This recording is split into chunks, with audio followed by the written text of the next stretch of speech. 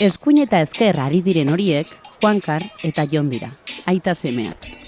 Oso ona, Jon! Oso! Eta hori, ama, Ana.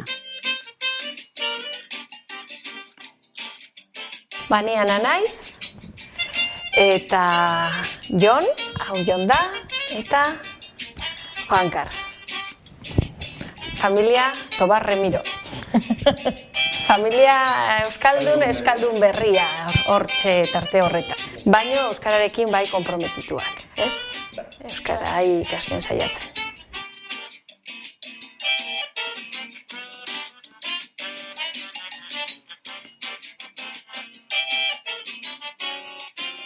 Berehala egin ditu lagunak, umen artean egin dute talde oso polita, beraien artean oso ondo eramaten dira, eta gustora dago.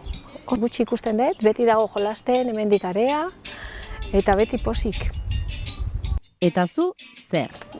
Niri iruditzen zait, oporra pasatzeko modu polita dela, benetan disfrutatzen duzu, prestatuta dagoen programa oso bariatua da, klaseak bai dituzu, baino aktibitate pilo bat egiten dugu, txangoak, egon gera gaznategi batean, egon gera Sanperen hori bainatzen, eguzki hartzen, egon gera mendi paseo bueltak, egon gera kobasulak ezagutzen.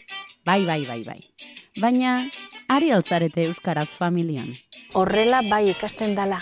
Egunero gauza desberdin bat, oso bizia, benetan oporra politak pasatzeko, eta gero hizkuntza ikastearen aldetik, oso modu praktikoa iruditzen zait ikasteko.